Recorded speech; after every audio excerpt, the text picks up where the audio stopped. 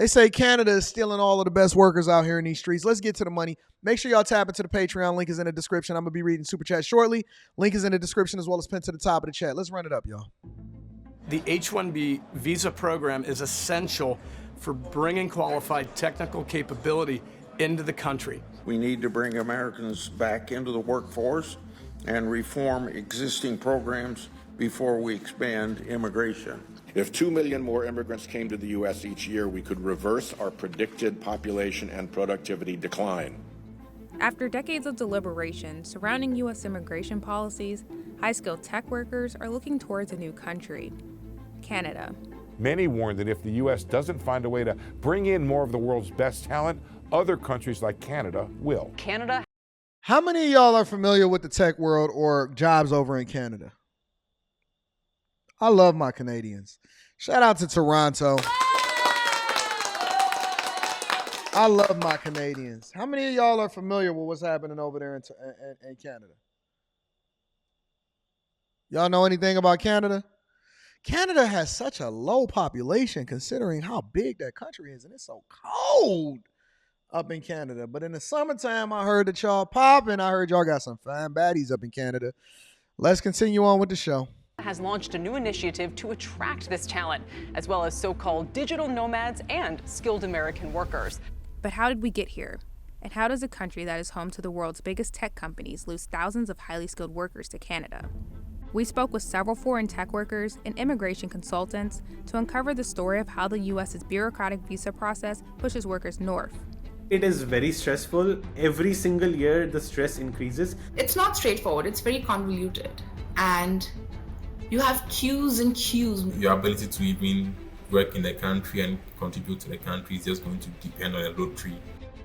I coach a lot of people that basically are people that are coming over into the country with a visa or is trying to get over into the country, and then they make a pivot maybe over into a different country because it's so difficult for them to be able to source jobs here based off of the immigration policies and the work policies. And I'm not familiar exactly what they are, but we're going to learn today. We're going to have a conversation about it today. H-1B visa is a non-immigrant work visa that allows U.S. employers to hire foreign workers in specialty occupations.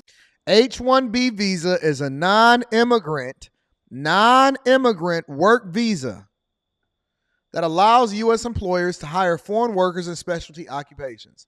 So, such as program managers, software engineers, cloud infrastructure, data analysts, whatever jobs, cybersecurity, so on and so forth, right? All of these jobs are jobs in which they're basically importing the best talent. And a lot of times that comes as a result of the fact that they can't find enough people to fill these high-tech, high-paid jobs that they have over here in the United States of America.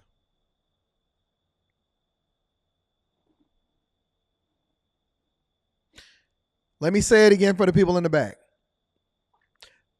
It's cheaper for a company to actually hire here in the United States of America, but often at times they have to expand their job search outside of the United States of America. And y'all also got to understand that when these companies, these larger companies are then paying for, and then ultimately sometimes they even hire in, most of them are contracted out.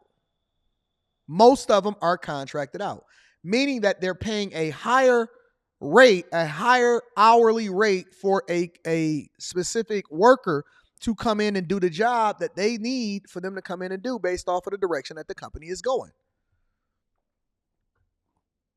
Let's continue.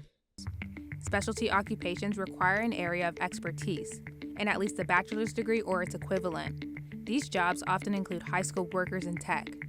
Since its creation in 1990, Congress has limited the amount of H-1B visas available each year. The current cap is 65,000, with an additional 20,000 made available for graduates of an American university with a master's or doctorate degree.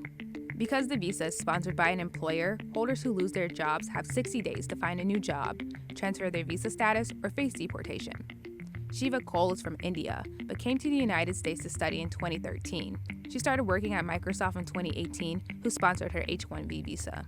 I was lucky enough for the first time, but I've had friends who've had to apply multiple times, and friends who did not get selected or picked up in the lottery at all.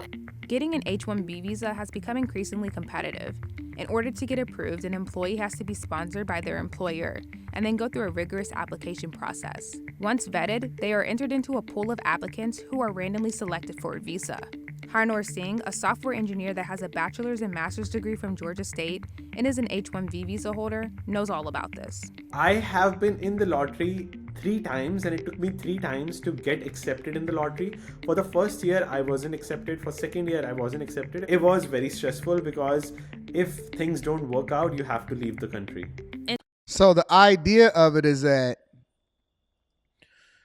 you're basically sponsored by the company in order to be over here to work and make money and then be able to use your skill set, which is highly valued, very technical, very capable. And this is a process that they're leveraging in order to get the best and brightest from other countries to then come over here and work in the United States of America. That's basically what it is. To get the best and brightest from other places to come over here and work in the United States of America. Well, number one, again, you have to take into consideration that if they are willing to source talent outside of the United States, how much of a shortage is there in the United States? How much of a shortage is there in the United States, considering that they have to go outside of the country in order to find the best and the brightest to continue to participate in the workforce? It's a lot. It's a lot. There will never be a shortage of high-tech jobs that is available for the people that have the skill set to do so. You can always fall back on your skill set if things don't work out and other things that you got going on. It's a massive shortage. A massive shortage. If things don't work out, you have to leave the country. In 2021, nearly half of the eligible registrations received a selection for the random drawing. But for the upcoming 2024 year, out of the 758,000 registrations received by the government, only 188,000 were selected for the final random drawing, meaning less than. So the real thing that we need to take into consideration is, are you being outcompeted? Are you being almost 800,000 eligible registrations were applied for 2024. Only 188,000, which seems to be the highest since before 2021, were accepted. Can you compete is the question. Can you compete is the question. A lot of people are not familiar with the executive recruitment process. I've been through it multiple different times, and it's a very, very interesting process, right? And one of the things that happens for the process is that for the executive recruitment firm, if they decide to hire you, they have to pay them a fee. They have to pay them a fee. It's not true, Connie. That's not true.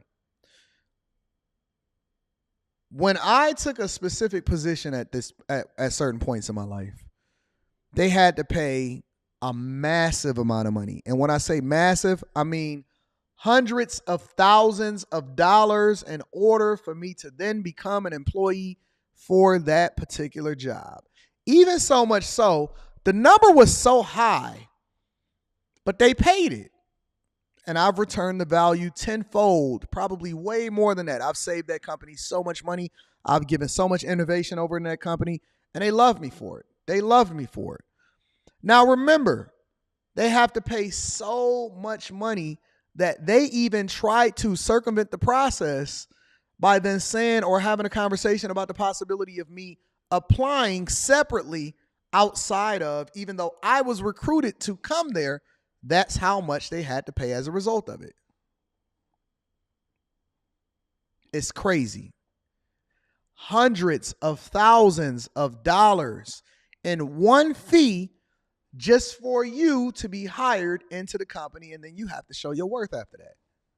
You have to show your worth. You have to give them a return on your investment, and so they're incentivized to put you in the best position possible because you are now an asset to the company. You are now an asset to the company. Let's continue. 25% received a visa, and thousands were turned away. Once someone receives an H-1B visa, they'll face a number of restrictions. I've been living here for a decade. I've been paying my taxes since my student years. I don't have the same level of rights that a person who's from the States would have, but I have the exact same and even more number of duties. Since you're not a citizen and since you don't have a green card, you can't even work at a Subway. Because you're restricted with your visa status in the US, and you don't even have flexibility to move around, you don't really have flexibility to change jobs. Plus the green card process, which is the pathway to permanence in the US, is a very, very tedious and a long one. So they have to, now think about this, and it's a reason why I'm playing this video for y'all right now. They cannot get a second job. The only thing that they can do is they can work at the job that they're then sponsored for to come over here and work for in order to make sure that they feed their families or they make as much money as possible. They cannot work a second job. You can't go out here and go and get a Subway job. You can't go and work McDonald's your part-time. You got to grind. You got to hustle. You got to make that work, and you got to work that job, and you got to get it. And then the pathway to becoming a U.S. citizen is a long and tedious process. Now, here's the key. Here's the caveat. While they're over there going through the process and doing it legally, because I'm not against immigration, I'm against illegal immigration.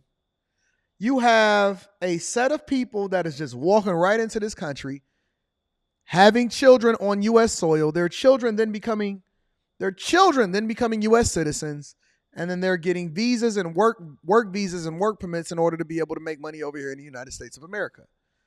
A tale of two worlds. Are at the will of their employer. They cannot change jobs or work side gigs. The spouse or child of the holder also cannot work without applying for employment authorization. So you have highly educated spouse that are just, sitting in the U.S. not able to work. Sometimes they're PhD holders that are just staying home because they can't even work. A natural way to get past this bump is to apply for an employment-based green card. But for holders like Shiva who come from highly populated countries, the backlog is longer than her lifespan. It's painful because all that's left between me and that green card is one piece of paper. That is the last step of the green card. And because there's a backlog, that's why I can't get to that. There's no other. Now, how is it a backlog, but we're basically opening up the borders to let people come in as asylum seekers, not as illegal immigrants, but as asylum seekers, and we're giving them money for rent, money for food, money for health care, money for education to go to our schools, because there is a process. And immigration can be beneficial if you understand how it works within the United States of America or even abroad. Immigration can be very, very beneficial to our country. But how can we then do the thing that's best for us if on the other end of the spectrum, we're making the entire country a sanctuary country for people that can just walk in here and do whatever it is that they want to do? That's crazy. It's insane. It's absolutely crazy. The reason for that. The U.S. implemented a country cap of 7% for green cards, which means H-1B visa holders born in highly populated countries like India and China are experiencing lifetime waits. 75% of the people who are on H-1B visa in the US were born in India. Majority of Indians suffer by this wait time a lot. They can never get permanent residency in their lifetime. In 2023, the backlog reached a record high, with 1.8 million people waiting, and 1.1 million of those people came from India. With the grim path to permanent residency, a lot of H-1B tech workers are exploring their options. H-1Bs were moving to Canada, applying on their own for the permanent residence and doing it since I started, 20 years ago. Now, somebody give me some insight, because I don't know, so I'm just asking a question. Somebody give me some insight. Is Canada having the same immigration problem as the United States of America when it comes to asylum seekers? Is Canada having the same immigration problem as the United States when it comes to asylum seekers? Do they only go up to Chicago and New York, and do they stop there? Or do they continue to go all the way over into Canada to try to get a bag over there? Just curious. Highly educated foreign national is really at the mercy of the U.S. employer. big tech companies account for a large amount of H-1B visa approvals. Amazon, Google, Microsoft, Apple, and Meta accounted for over 60,000 approvals in the last 2 years. But all of these companies, except for Apple, underwent major layoffs in the past year, leaving H-1B visa holders in limbo. So I got affected with the recent tech layoff that is going on. And per the US immigration rules, you have up to 60 days to leave the country. You have to gather your everything, and if you don't have anything, you have to leave the country. Originally from Ghana, Anoche moved to the U.S. in 2019 on a student visa. He received a bachelor's and master's degree in material science and engineering. After being laid off from Micron earlier this year, he transferred his H-1B visa status to a visitor visa while searching for his next step. I'm still looking for jobs in the US. It's not easy. Even so now, companies are still laying off, so it's kind of a bit difficult. From October 2022 to April 2023, approximately 50,000 H-1B holders lost their status due to unemployment, and 12,500 of these workers did not transfer to another legal status, meaning they had 60 days to find a new sponsor or potentially face deportation. Then, on June 27, 2023, this happened. Over the course of this year, Canada is going to be developing a specific stream for some of the world's most highly talented people that will be able to come to Canada to work for tech companies, whether they have a job offer or not. And on July 16th, Canada opened visa applications for a pilot program that would allow up to 10,000 H-1B visa holders in the U.S. to apply for a 3-year open work permit in Canada. This is unprecedented. Never heard of any similar program in the past. And the program was a huge success, reaching its 10,000 capacity on the first day. But this pilot program is only one part of Canada's tech talent strategy, a larger multi-year plan to recruit the world's top tech talent. So ideally, what Canada is doing is Canada is basically in a competition with the United States of America and the rest of the world, but let's just say the United States of America because they're our neighbor. They're in a competition with the United States of America to get the best and the brightest, while it seems as though we're in a competition with the rest of the world to just become an insane asylum instead of an asylum-seeking nation. We are becoming an insane asylum. We are on a race to the bottom just so that we can keep certain people in power, and we are not actually doing anything that allows for us to be able to compete on a global scale except for continue to bring people into the country for low-wage jobs. And it's unfortunate. Canada is in a competition, and they want the best and the brightest, and they're starting to recruit people as a result of it. And then they're giving them options, and they're giving them opportunities over into their country. And we just out here looking like Boo Boo the Fool, and we dumb. We out here looking like Boo Boo the Fool, and we dumb. And so they taking the best and brightest as then being laid off over here, and then they're recruiting them over into Canada and making it easier for them to continue to make money and become citizens over in that place. There's been an unprecedented labor shortage in Canada. The tech field is growing, and the labor shortage is... And the best way to fill a labor shortage is what? If you don't want them, we'll take them. If you don't want them, we'll take them. The best way to fill a labor shortage is just take what somebody else didn't want and turn it into lemonade, basically. And significant in that specific industry for years and years. So that's why the focus is really to be able to provide the businesses in Canada and the economic situation in Canada, the economic immigrants it needs based on their skills, basically. Canada's tech market has grown 15.7% since 2020, That's outpacing the U.S., which grew at 11.4%. The country now has 1.1 million tech workers, which makes up 6.5% of the workforce. And they're going to be paying taxes. A CBRE study found that Toronto and Vancouver rank inside of the top 10 tech cities in the U.S. and Canada. And you know the interesting thing about that is that the value of their property continue to skyrocket. The cost of living continues to skyrocket, but they're embracing it. They're embracing it because they actually need to build up their population in the first place, and they don't want a brain drain. And so as a result, they continue to reinvest in their people instead of continuing to torpedo things based off of the taxpayers paying overpaying in taxes and not getting nothing in return for their money.